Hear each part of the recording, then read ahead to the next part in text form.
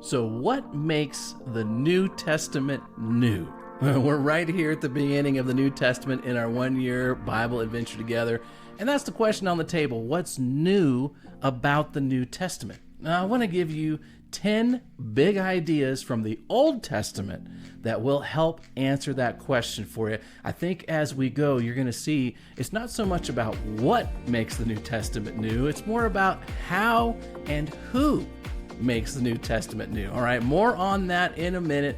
Let me give you these top 10 big ideas to bring forward from the Old Testament. All right, here we go. Here's the first one. Big idea number one. All right, it is that there is a creator God. He has a name. His name is Yahweh. He is the main character of our story. He has total control over the universe. What he says goes. What he says is good is good. He exists without anyone's permission or provision. And what I mean by that is he made everything, no one made him, and he doesn't need anything. Okay? God is creator, and he's the main character of our story. That's big idea number one. Here's big idea number two. The creator God cares. He's not detached, he's not unfeeling or preoccupied. He's present, he's aware, he's alert, he's interactive. He loves his creation, including people. So big idea number two, the creator God cares. All right, how about big idea number three? It's that people have a purpose. God creates human beings with that purpose. It's to fill the earth with people who represent him inside his beloved creation and to extend his care into the world. In other words, humans exist to bear God's image. All right. Here's number four. God loves people and he wants them to love him back. Not as hostages, not as robots. To make that possible, God gives people a superpower, the power of choice. Human beings are empowered by God to choose who or what receives their love. Big idea number five. This loyal love and friendship between God and people drives the Bible story. How does a person become God's friend? How does a person maintain that friendship with God? What's it like to be God's friend? These are the questions that drive the story the Bible wants to tell. Here's big idea number six, okay? It is God has an enemy. That enemy operates like a terrorist. This enemy can't defeat God. He's not strong enough to win a heads-up battle against God, but he wants to hurt God by disfiguring what God loves and inflicting pain on who God loves. God's enemy uses lies and deception to weaponize people's God-given power to choose. And his win as God's enemy is to erode trust in God's care, to bring harm to people, and in the process deliver heartbreak to God himself. All right? How about big idea number seven? Adam and Eve were the enemy's first victims, and they used their God-given power of choice to walk away from friendship with God. And as a result, they have locked people and creation in this painful, perpetuating pattern of harm, destruction, and distance from God and each other. Tragic. Big idea number 8 out of the top 10. Big ideas from the Old Testament to bring forward as we jump into the New.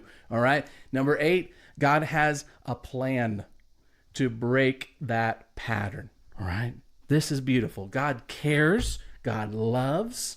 He loves people. And he's working through people who want to work with him across generations in a mission to rescue and restore all that's been lost because of Adam and Eve's fateful choice. And here's big idea number 9. God and his people are on a rescue mission. God has chosen Abraham and Sarah's family. Remember them from the Old Testament, of course. They are his chosen people to carry his mission into the world. One of those people, another person you'll remember, is David, King David. Well, David's royal line, we're told, is going to provide someone called the Messiah, God's anointed one, who will forever rescue everyone who chooses to join God's people, rescue them from the twisted lies of his enemy, from their twisted longing to walk away from God and join his enemy's schemes. That is big idea number 9. God and his people are on a rescue mission. And one more, big idea number 10. Oh yes, the Messiah is on his way. This Messiah will be born in Bethlehem, live in Galilee, open the doors of membership in God's family to all tribes and people.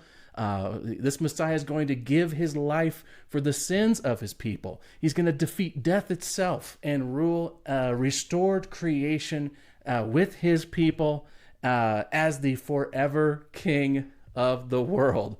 That's a big idea, and that's big idea number 10. How about that now? Okay, each and every one of these big ideas come directly from the Old Testament. You don't need the New Testament to get these ideas. They're already there from what we've seen. In fact, the whole story's there, right? We just walked through beginning, middle, and end. And that brings me back to what I said up at the top, right? What's new in the New Testament isn't what God's doing. It's not a new story. What's new is the how and the who. How does God advance that story and who he uses to do it? It's about how God gains the trust that his enemies been eroding through the centuries, how God repairs what's wrong with people, how God turns enemies into friends, recreates them from the inside out, and then empowers those recreated friends to represent him and extend his care all the way to the ends of the earth, as was his plan from the very beginning.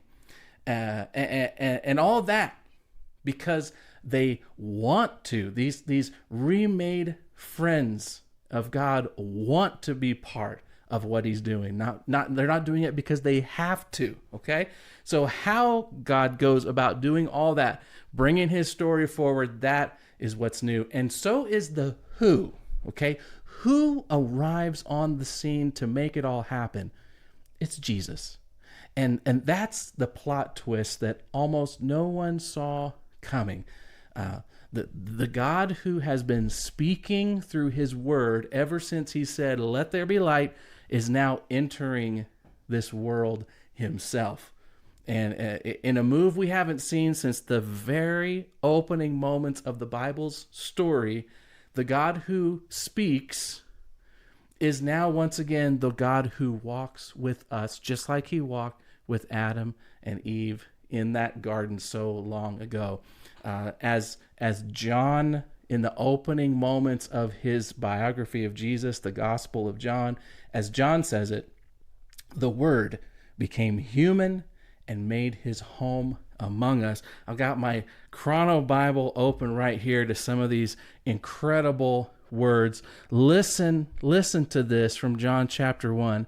It says, Jesus came into the very world he created, but the world didn't recognize him. He came to his own people, and even they rejected him. But to all who believed him and accepted him, he gave the right to become children of God. They are reborn, not with a physical birth resulting from human passion or plan, but a birth that comes from God. He concludes, so the Word became human and made his home among us. He was full of unfailing love and faithfulness. Wow. And just like the first people, Adam and Eve, made the fateful choice to walk away from friendship with God, that, started this whole perpetual pattern of hurt and dysfunction and rebellion.